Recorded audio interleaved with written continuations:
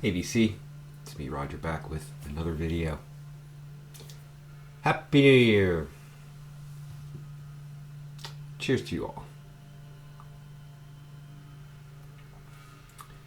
Straight vodka.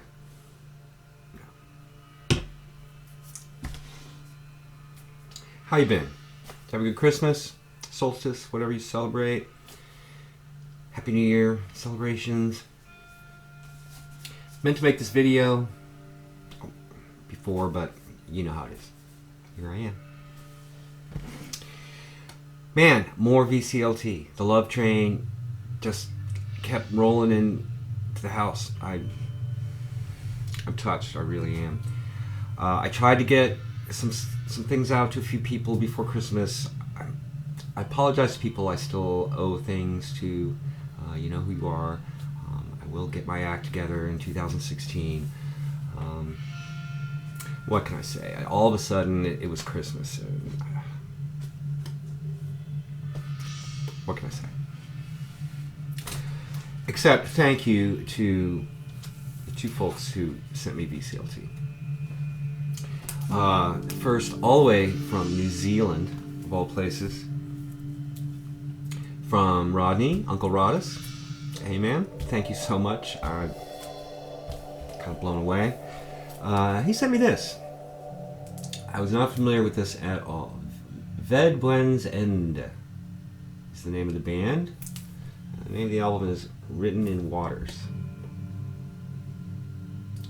He sent me a nice note. He said that he kind of got as a blind buy. It wasn't really his thing, but thought I might be into it. And I am quite into it. It's really great. Norwegian progressive metal band. This originally came out in like the 90s sometimes, 93, 95, something like that. I can't remember now, but it's the only album they ever made on some obscure Norwegian label. I hope I'm getting this right. And then Candlelight reissued it in 2002, and then this is a Back on Black reissue from 2012. Nice 2LP and a gatefold. Progressive metal, avant-garde metal, experimental metal. The vocals are a little hard to take. They sing in English. Kind of wish they'd sung in Norwegian. Might be better. Yeah, really, really cool record. Really. Thank you so much, Roddus. All the way from New Zealand. Incredible. He also sent me a couple of downloads, which is really nice. This one didn't work. Looks like I spilled something on it. Trick Mammoth, yeah, it didn't work, but that's okay. This one did work, and it's great. Triumphs. Beekeeper Bastard Knocker is the name of the album. It's a New Zealand instrumental band. Yeah, instrumental, heavy. Remind me of what like Pelican and Russian Circles, bands like that are doing. But have their own sound. They're good. I was looking on the Bandcamp page and there's only 100 copies of the LP, but it looks like it's still available. I might have to spring for it. Thank you, Roddus. That really so nice.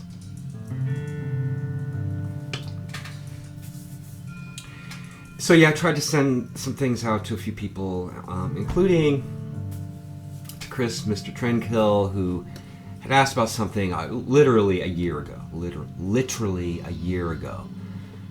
And I finally sent it to him, and it was like no big deal. And all of a sudden, I get this package in the mail from Mr. Trendkill.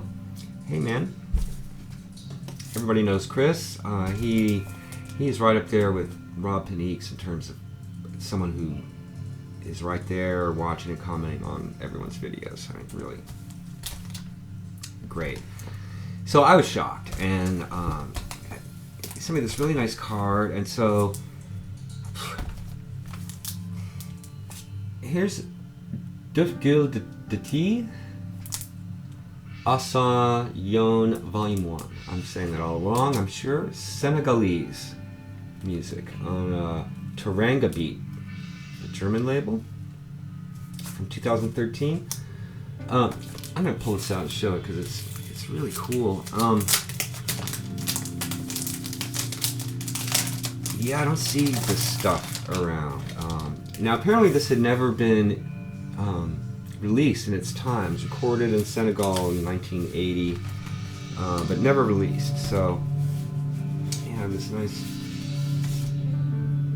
triple gatefold. Let's see, records going here.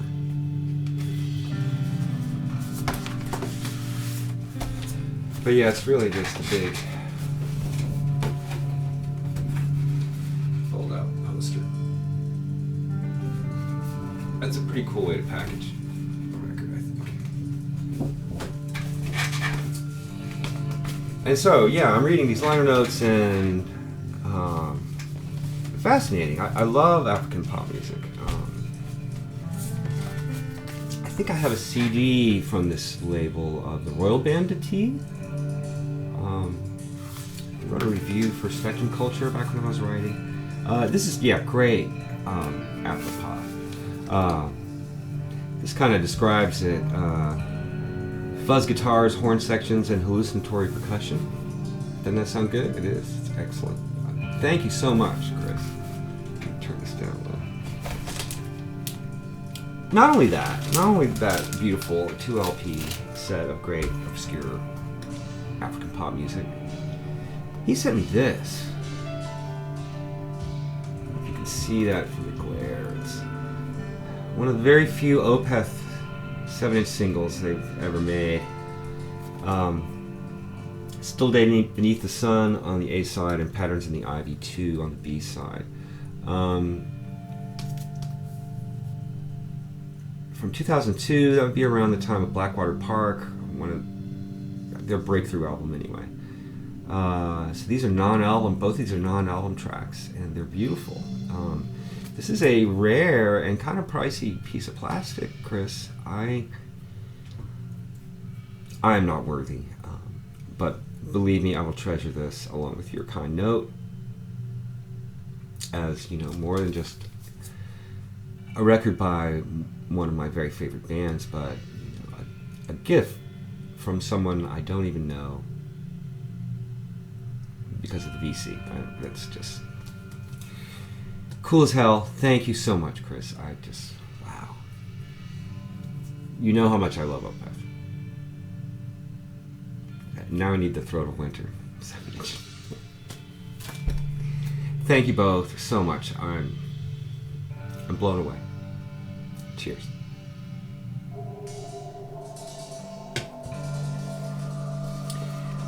So my big Christmas present was a visit from Sam Bird. Got 2 days here in my studio. You're listening to a rough mix of some of it. Always great to see Sam. Always great to play music with him. We go way, way, way, way back to the 90s, early 90s. The late 80s, actually, we started playing together. So that was great. And then he gave me vinyl for Christmas. Isn't that? He knows me, right? He gave me this recent reissue of Face to Face by the Kinks. Originally from 1966. This is on Sanctuary. Yeah, he's a big fan. He was talking about 4 records starting with this, you know, he says are essential. Sam he's got an encyclopedic knowledge of music of all kinds, and he's a big Beatles fan, big British Invasions fan, and so he knows his stuff. And this is a total blind spot for me. I kind of know their hits, but really, this is the first Kinks album I've ever had. Now I do. Thank you, Sam. I listened to this, and it's great. It's got that Beatles sound, a little bit more of an American country kind of sound to it. Really great. Have to dig in further with the Kinks. Yeah, cool stuff. And then 2 vintage sealed records. Almost scared to open them. 2 by the Ortho Tonics, Richmond, Virginia's own Ortho Tonics. Sam is friends with these folks, and these particular copies came from the drummer, what's his name, Pippin Barnett, Came from his personal stash, and Sam grabbed these for me, knowing that I would probably like it. Haven't listened to them yet. He used to talk about the Ortho Tonics, but I can't really tell you what they sound like. Fred Frith produced this first one, Luminous Bipeds, on Rift. Yeah, that makes sense. Isn't that Fred Frith's label? And then he engineered this,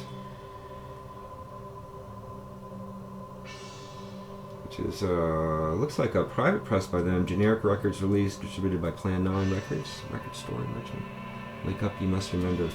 This is from 1984. This is from 83.